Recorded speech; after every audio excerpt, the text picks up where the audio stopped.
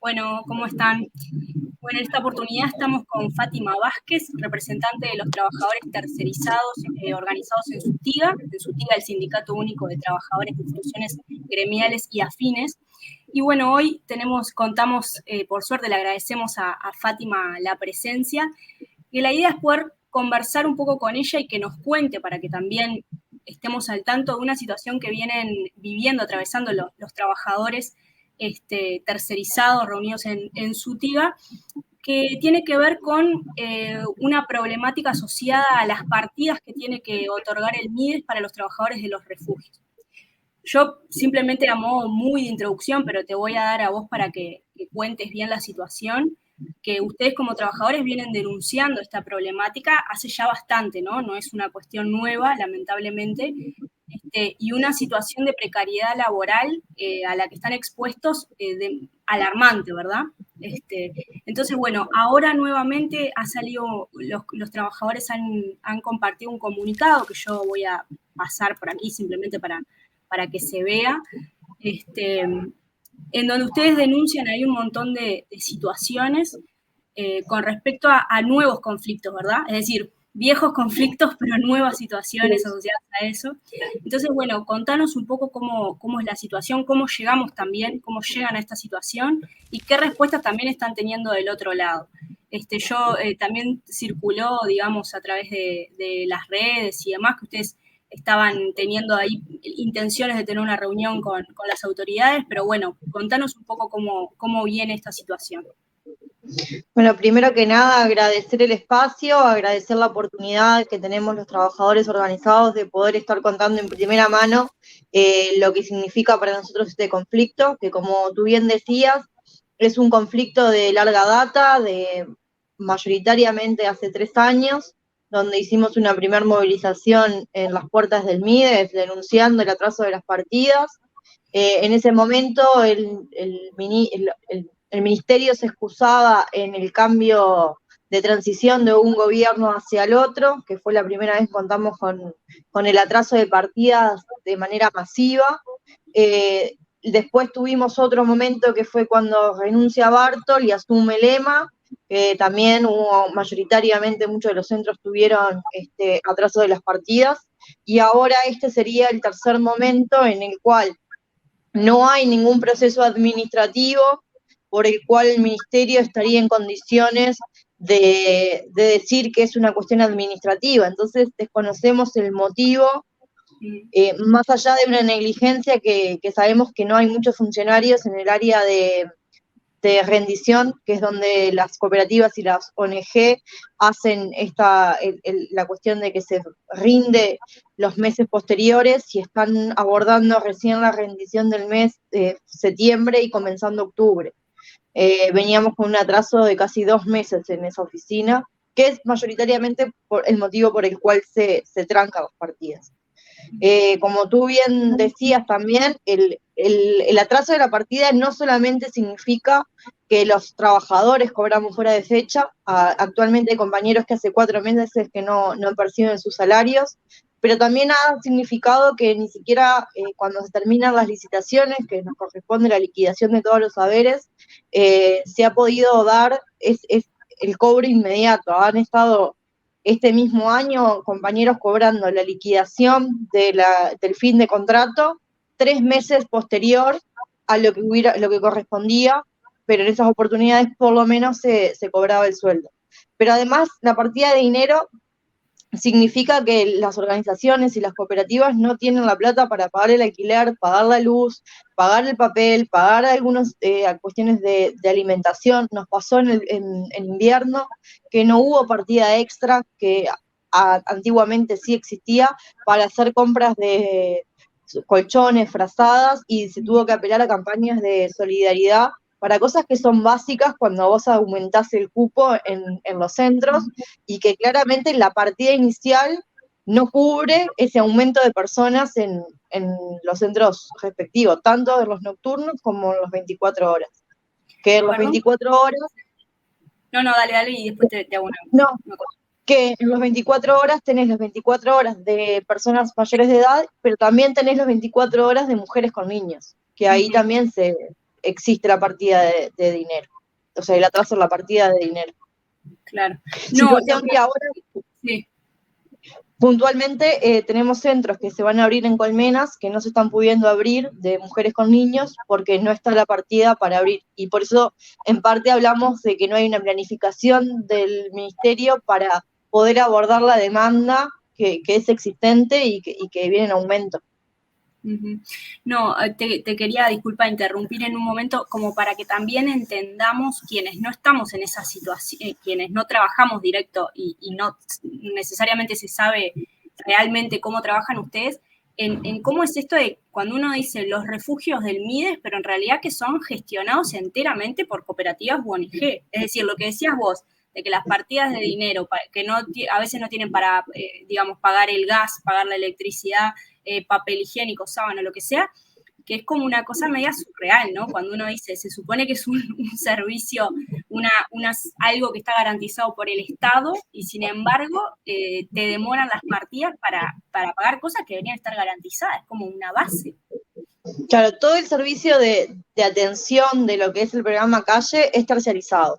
Es decir, hay cooperativas de trabajo, hay organizaciones civiles y hay ONG que licitan, en el mejor de los casos, cuando hay licitación pública, para ganar el proyecto, o en este caso, que tuvimos las licitaciones el año pasado, tanto de los centros nocturnos como de los 24 horas, que en la mayoría el ministerio desestimó las propuestas y pasaron todos a compra directa. La compra directa es que no hay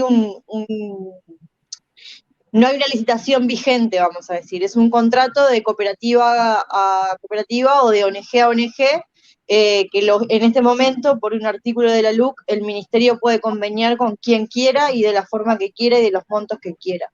No hay una competencia, digamos, en un concurso, en una licitación donde vos tenés una cierta competencia, por decirlo, pública, ¿no? No, pasó algo sumamente particular que no había pasado. En los nocturnos, de las 17 propuestas que había de los centros Colmenas, solo se adjudicaron 11, quedando 8 acéfalas, y en las 24 horas de mujeres con niños había 9 centros Colmenas, solo adjudicaron 1 y quedaron 8 que pasamos a esta modalidad de compra directa. Que claro, eso es más inestabilidad, más precariedad, porque no tenés un solvente de decir, bueno, la compra directa en estos casos están siendo algunas por un año, otras por 6 meses, y no tenés seguridad de lo que va a pasar en 6 meses más, porque queda entera voluntad del ministerio.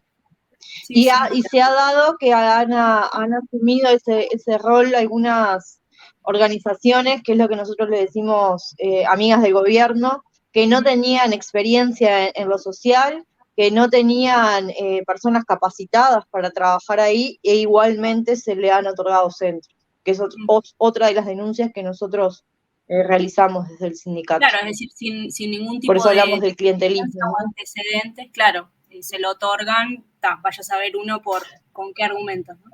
En esto que decías vos de esta, vamos a decir, mala gestión o improvisación, ¿no? Del ministerio en la gestión de estos fondos, en el mejor de los casos, ¿no? Uno sin ponerle una intención, pero bueno, hasta podría ser peor, ¿verdad? Podría ser efectivamente una intención de dilatar esto de las partidas y demás.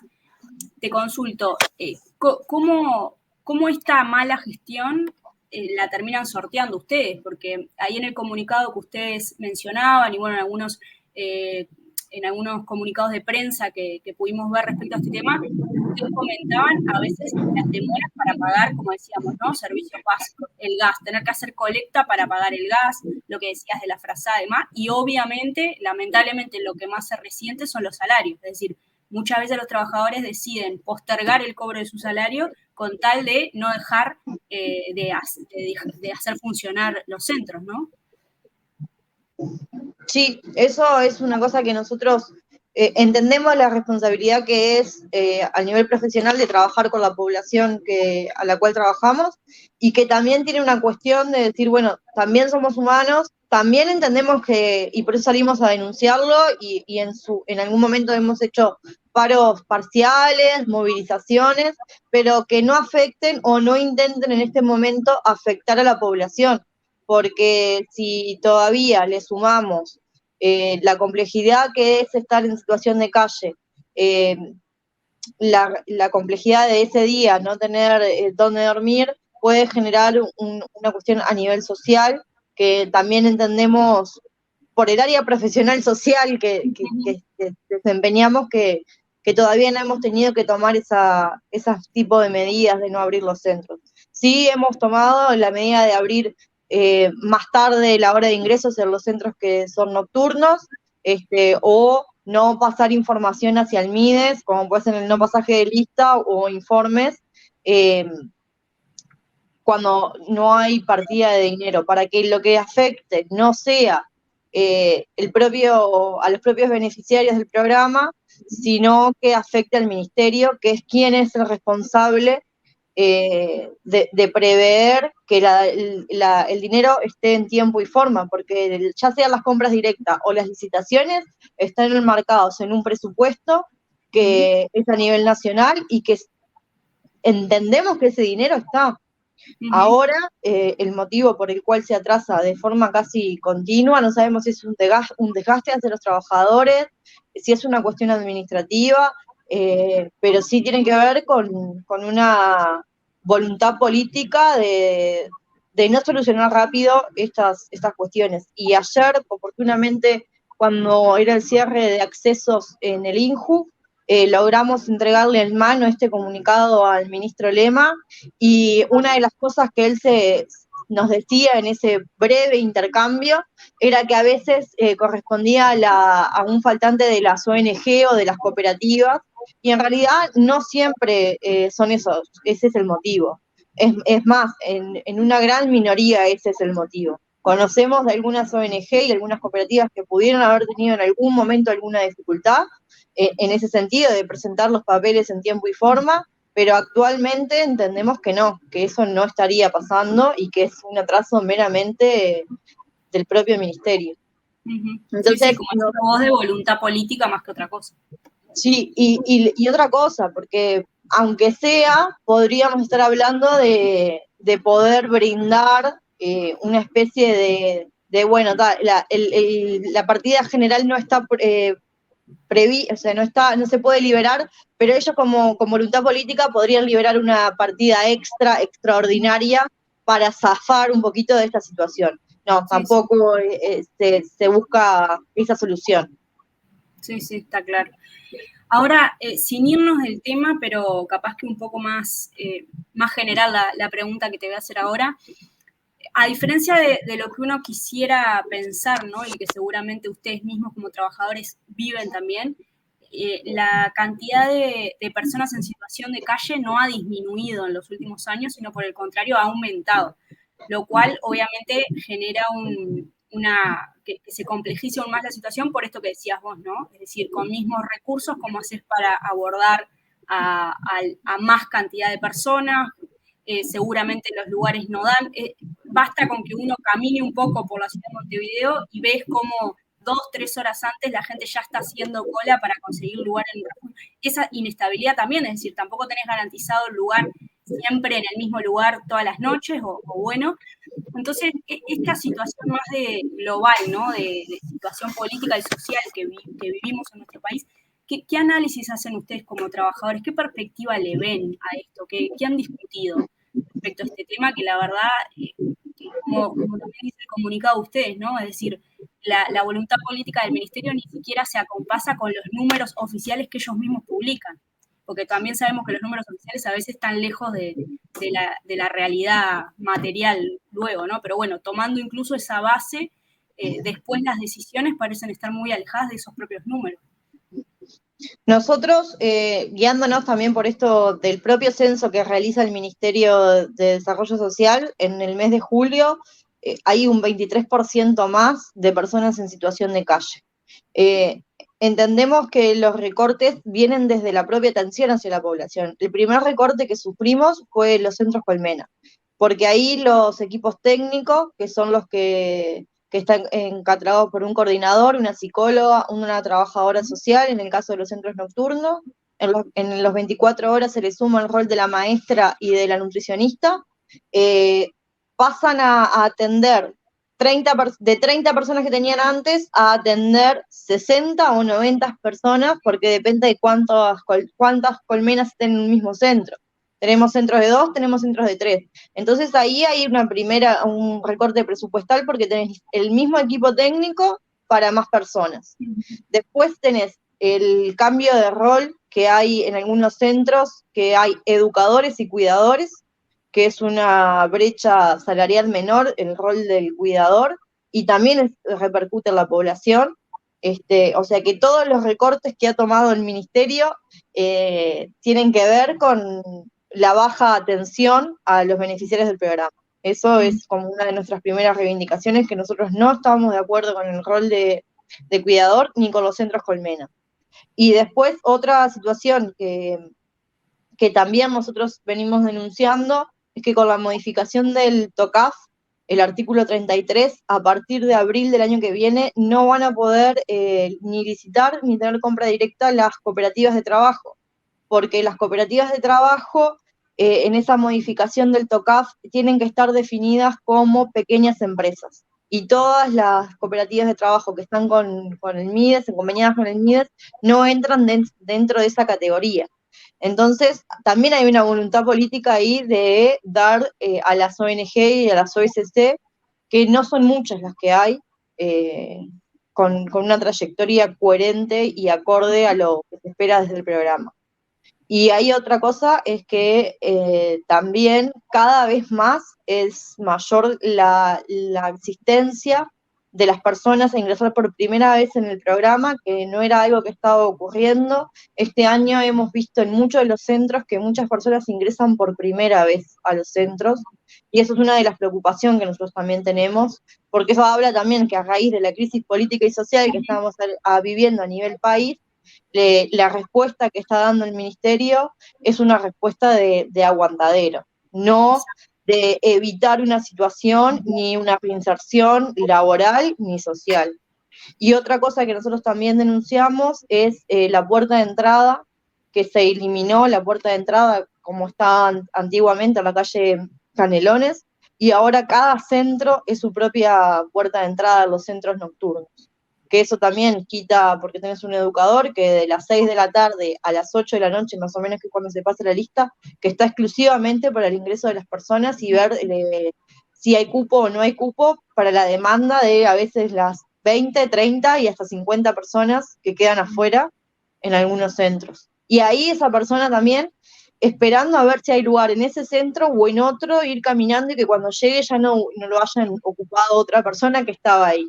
Entonces es realmente, la situación de calle es una problemática que tenemos a nivel de Montevideo, que está empezando a aparecer a nivel de otras ciudades del interior del país y que no está siendo abordada como se debería. Esto que decías, qué importante, ¿no? Cuando uno, es decir, uno se pone un poco a pensar desde la lógica, ¿no? De trabajadores que somos y de cómo resolveríamos ciertos problemas que están planteados, y la verdad que no entendemos, ¿no? No queda claro cómo la solución, digamos, para una problemática creciente como es la de personas en situación de calle, puede ser otra que no sea, o sea, que lleve a los refugios o a otros lugares, a veces otros centros asistenciales o de salud, terminan siendo, como decís vos, aguantaderos o lugares para digamos, paliar una situación en vez de soluciones reales, ¿no? De planes de inserción laboral, viviendas sociales, bueno, cualquier tipo de acción que lleve a que las personas puedan tener su vida estructurada, ¿no? Es decir, yo me atrevo a decir que a nadie le gusta hacer cola para entrar a un refugio, lo hace porque no tiene otra situación, y que si tuviera la posibilidad, digamos, de ir a trabajar, de tener un lugar donde quedarse, no sé, alguna medida, ¿verdad? Que yo entiendo que se espera que el Estado brinde, y bueno, y la solución sigue siendo más de lo mismo, ¿no? Es que hay muchas veces que nosotros escuchamos relatos de los propios beneficiarios y claro, ellos te dicen, yo tengo que optar entre la changa que agarré para comer o para vivir. Y entonces, claro, cuando lo que está en riesgo es o como todos los días o pago un alquiler, claramente no se trata de que la persona tiene gusto por estar en situación de calle, sino que hay una realidad social que también se debe a los recortes que ha habido de prestaciones que no permiten la solvencia de poder presentar un proyecto de vida que permita hacia la estabilidad, porque además los proyectos estos que hemos visto de trabajo protegido no son 100% reales, no llegan a atender la demanda que hay a nivel de los centros, o sea, terminan quedando uno con suerte o dos por centro. Sí, no dan tampoco la estabilidad a la persona, ¿no? No, y son por un par de meses, porque eso que nosotros escuchamos a veces en accesos, que después la persona entra a un trabajo protegido, eso no es real, terminan los 7 meses y sin ningún tipo de beneficio, porque no tienen ni derecho a seguro de paro, quedan de vuelta en la misma situación, o a veces peor, porque no cuentan con ese dinero que durante esos meses pudieron contar. Entonces es como bastante complejo. Y cuando vos a eso le sumás que adentro del dispositivo que debería de empezar a trabajar esa problemática, tenés a los trabajadores menos por turno, o sea, tenés un educador menos por turno, y no tenés al equipo técnico para abordar de forma cotidiana la problemática de esa persona o de ese núcleo familiar, es difícil poder armar el rompecabezas. Por eso nosotros decimos que los refugios están convirtiendo en aguantadero, porque no tenés tiempo por la capacidad de decir, bueno, estoy atendiendo la puerta, pero estoy también conversando con uno con otro, pero no podés planificar, decir, bueno, a ver, fulanito, ¿qué podemos proyectar de acá a 3 meses? Porque todo eso lleva tiempo, pero tenés la demanda constante también del centro. Con un trabajador menos no podés. No. Es más, ya con 3 era bastante, con 3 educadores por turno, era bastante complejo, pero si a eso le restamos uno, estamos peor que antes. Sí. Y todavía con eso, ¿no? No siempre los que están en turno son los 2 educadores, a veces es un cuidador y un educador, lo cual dificulta mucho más la tarea. Tal cual. Bueno, en esto último que me decís me das pie para lo último que te quería preguntar, ahora yéndonos capaz del tema más global, pero enfocándonos en la realidad de ustedes como trabajadores, que así como trabajadores de otros sectores que me vienen rápidamente a la mente, pero como los trabajadores que, digamos, en instituciones de salud mental, ¿no?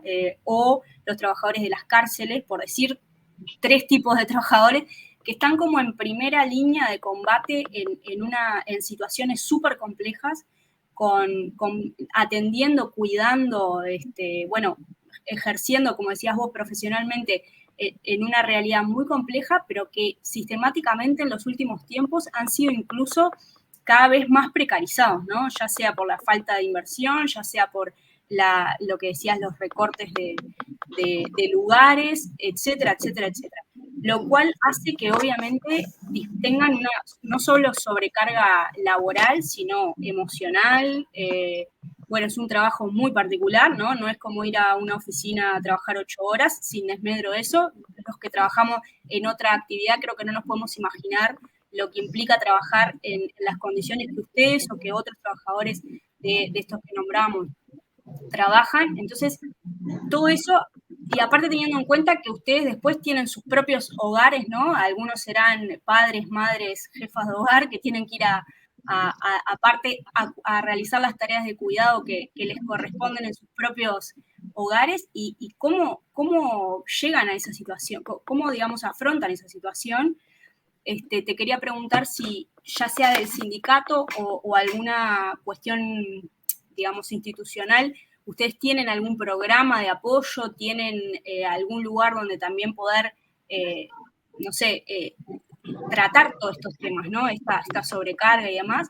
O si queda un poco, bueno, al tuntún y cada trabajador se tiene que manejar, como lamentablemente me imagino que debe ser. Pero te quería preguntar un poco por esta situación que me imagino que no debe ser para nada fácil.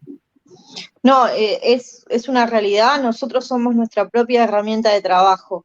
Y hay un síndrome que se está como empezando a estudiar, que es el burnout, que si vos empezás a ver los síntomas, son muchos de los síntomas que tenemos los trabajadores en lo social, y hay, en ese sentido, lo único que hay desde el programa son los cuidados de equipo, que es una vez al mes una instancia con un equipo de profesionales que puede ser desde psicólogos, puede ser desde un tallerista, puede ser desde lo que se entienda desde la cooperativa o la ONG, que claramente no es suficiente para la demanda social constante. O sea, nosotros trabajamos con personas que realmente tienen problemáticas de adicciones, de abuso, de violencia, estamos expuestos continuamente a la violencia, institucional, vamos a decir, de lo que es la convivencia en el centro, pero también de los usuarios hacia nosotros, y en los casos que ha habido agresión física hacia alguno de los compañeros, no hay un accionar rápido por parte del ministerio, que es lo primordial, ¿no? No va a exponer al trabajador cuando fue agredido físicamente por un usuario. Al otro día tenemos que ir a trabajar y el usuario está ahí, o sea, tenés que ir como, bueno, estamos con, Sí. con un escarbadiente en defensa, ¿no?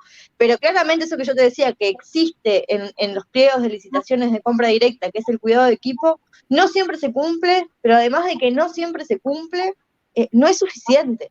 No, para nada. Una instancia mensual de 2 horas, con suerte 3 horas, no alcanza para abordar individualmente la problemática de lo que vivimos día a día dentro de los centros. Estamos hablando de que a veces recibimos historias de abusos, situaciones de agresiones físicas fuertes, de relatos, y uno también, que no es lo ideal, pero uno se va naturalizando con esas historias, y a veces que nos pasa cuando estamos en un grupo de amigos, capaz que esto es un poco más, una cuestión más personal de lo que vivencio yo, ¿no? Estás hablando sobre tu trabajo, no sé, che, no sé, a mí me pasó tal y tal cosa, y dice, che, ¿y estás bien? Sí, sí, sí, y uno entra como en esa misma máquina y empieza como a naturalizar cosas que no son ni lo ideal ni lo esperable siquiera. Pero sí, esa es otra de las cosas que se debería de empezar a regular de alguna forma. Creo que una de las cosas que ayudó un poco en ese sentido son que los turnos pasaron de ser de 6 horas. Antiguamente eran de 8 y hace ya 2 años y medio, casi 3, que son de 6 horas. Que quieras o no, en lo que es 24 horas, tener turnos de 6 horas acompasa mucho más, y aunque uno dice, bueno, son 2 horas menos, pero se siente mejor. Obviamente tampoco sería lo ideal, pero necesitamos algún tipo de alguna forma de poder ver cómo se puede abordar esto, que es una problemática de salud mental, vamos a decir, porque tampoco cobramos una compensación por trabajo esencial. Claro. Que hay en algunos otros tipos de servicios, por ejemplo la salud, cobran un 20% más, para nosotros no estamos contemplados ahí, porque se entiende que es trabajo realmente vulnerable y desgastante a nivel psíquico, sobre todas las cosas, y se da muchas veces, y por eso es algo que pasa, es que tenemos muchos compañeros certificados durante mucho tiempo con el diagnóstico de burnout. Sí. Porque, no, claro, y aparte, lo terrible a mí ahora que decías vos, personalmente me ha pasado de conversar con con algunas amigas que trabajan en situaciones similares a las que compartís vos, y claro, para el que no está en esa situación, es una cosa bastante compleja de entender, pero al punto de que muchos de los trabajadores en esos lugares tienen que básicamente, por decirlo, medicarse o lo que sea para ir a trabajar. Entonces uno dice, qué mal estamos, ¿no? O sea, si uno se tiene que, digamos, está enfermo, pero tal vez tiene que ponerse en el chip de productivo para ir a cumplir, porque también estar certificado tampoco te sale gratis. Al trabajador no solo perdés salario, perdés un montón de cuestiones, y me imagino también que con la precariedad que venimos conversando que están ustedes, tampoco debe ser muy fácil el tema de las licencias, de cómo lo generas, de cómo te lo tomás, sos tu propio jefe, entonces, ¿cómo arreglás ahí? Es una cuestión bastante compleja. Yo te agradezco, la verdad, bueno, este rato que nos contaste, nos pusiste digamos, nos clarificaste bastante cómo es la situación.